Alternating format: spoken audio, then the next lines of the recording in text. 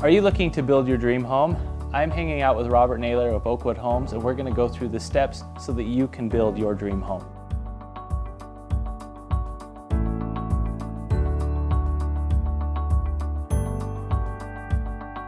Hey guys, thank you so much. I'm Jesse with Fisco Real Estate. I'm hanging out with Robert Naylor from Oakwood Homes, and we are talking about the process of buying or building a first-time home, or even just building your next home in general. And so this is something that we've received lots of feedback on doing a video, and so we hope that this helps. And so we'll jump right in today. And Robert, thank you so much. Yeah. So Robert, when people walk into the door of your model home, what is generally the first question that they're asking you about the build process? So a lot of people are unfamiliar with construction, right? I was before I got into new homes. So a lot of times I just help them through the process of it. And every home builder that you go to is going to have a new home sales counselor that will work with them and kind of guide them through the process. At Oakwood, my job is to kind of take the burden off of the home buyer so they don't have to know the whole process of building a home. It's a lot easier than doing a custom build. You work with me and I give you updates every week on what's happening on your house. So the first step would be, we are going out for permits. The builder takes care of that whole permitting process for you after we've designed your house, of course. And then construction would begin. We would stake the foundation, dig, pour the footings, the foundation, all of that, and build your house from there. We also have construction superintendents who manage that whole process that I meet with weekly.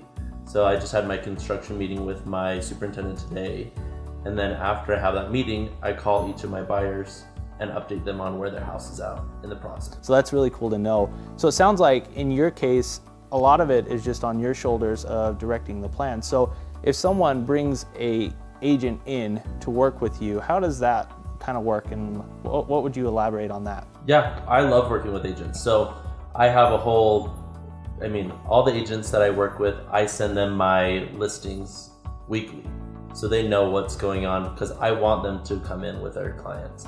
Agents help people find builders because a lot of people don't know all the builders that are out there. So it's great to work with an agent.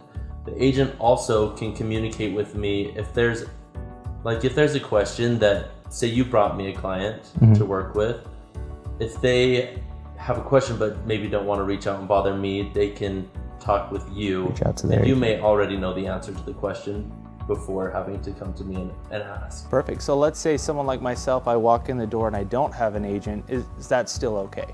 Yeah, that's fine. Awesome. So I'm always going to take care of anybody who comes in the door. So if they come in without an agent, we'll work with you as well. The process will be easy enough since I'm kind of holding their hand through the process. But again, I think it's great when they have representation and come in with an agent. Awesome. So the build process, generally, what is the length of time from the time I come into your office, say I want to build a home, to my home actually being built for me to move in? So it's typically about 8 months is what I'll tell people. Sometimes it can be closer to 6. It just kind of depends because we build in order of our lots. Like we have a set schedule of how we build. So if we have homes ahead of yours that are maybe haven't started yet, it could take 2 months before we have dug the foundation.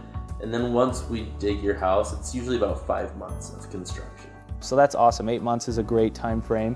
And it's always good to be prepared for that when you go in to build a home, because a lot of times my clients personally think that they can come in and just start building a home and picking everything right out the get-go and move in 21 days to 30. Right. And so setting that proper expectation is great. And that's why we want to create this video for you guys, so that you understand the whole process of building a home. Yeah. So after I've come in and I've met with you, we've picked out our floor plan, because I'm assuming you guys offer, 4 to 5 different floor plans? Yeah. Okay. Depending on our community, we're opening a new community end of October, maybe beginning of November, that's going to have over 21 floor plans. Oh, wow. Yeah, so we actually will have 21 models. Okay. And then I think maybe like 25 floor plans. Awesome. And these floor plans range from everything from single level living to townhomes to condos. Is that okay? We'll have twin homes. So we're doing townhomes, but we want all of them to be an end unit. Okay. So they'll all have lots of window and lots of light.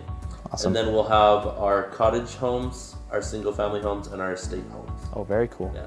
Awesome. So 21 different models you can pick from. So that's really awesome to see Yeah. the customizable actions that you can take on your home. So after you've gone in, you've picked out your floor plan, is it now moving over to the design? Yeah. Okay. So what they would do is you and your clients would sit down with me and we'd write a contract and offer. Once that's accepted from the builder, we immediately schedule them at our design center. So we actually have a 10,000 square foot design center where we can send our buyers and they meet with the designers.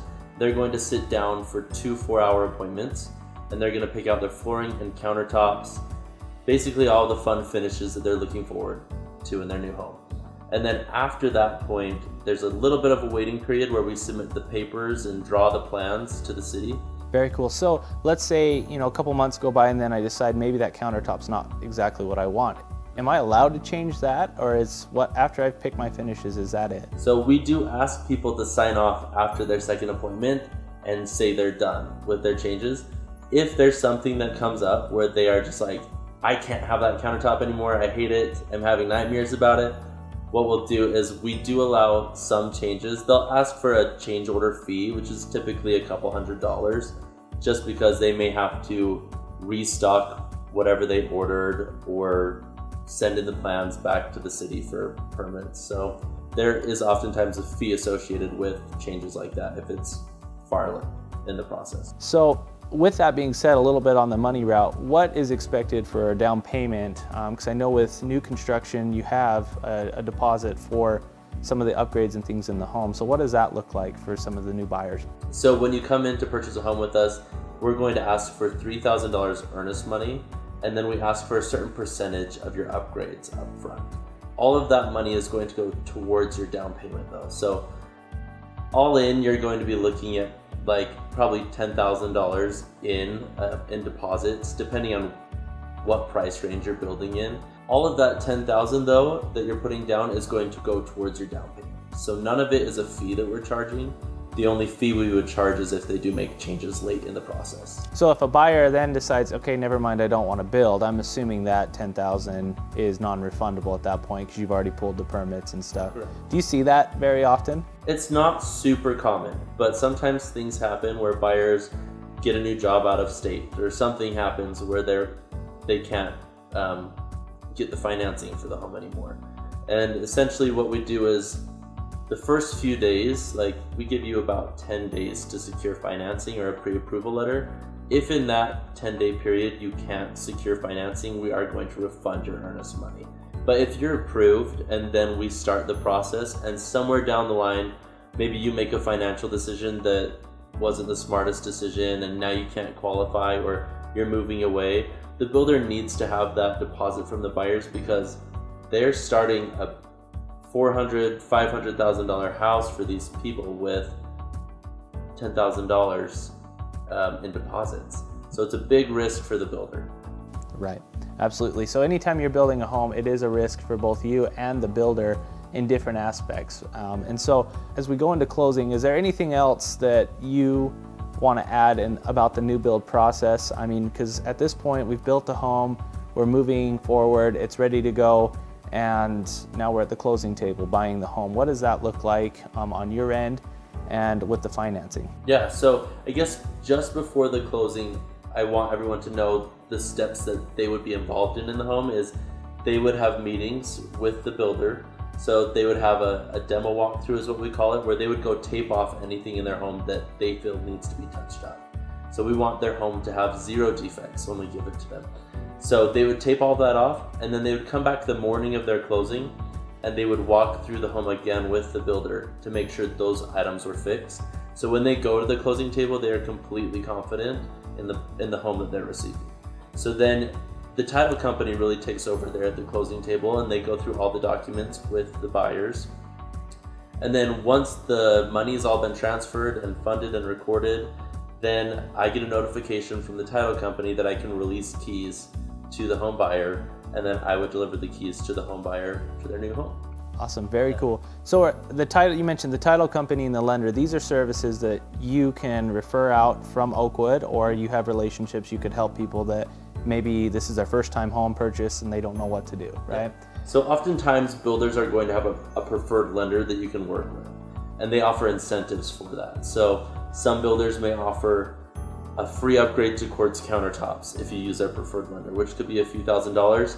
At Oakwood Homes, we give you $4,000 towards your closing costs.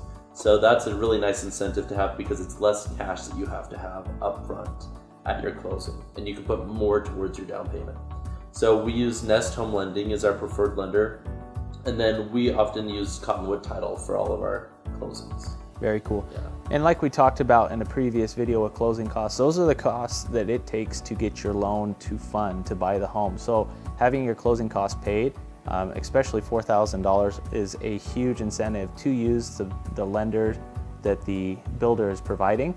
That doesn't mean you can't shop it, but that definitely means, you know, for you, more money in your pocket when you're using the preferred group or preferred lender. Yeah, I would say it's always a good idea to shop lenders, because you may want to go with the builder's preferred lender, and maybe another lender out there has a better rate or a better deal.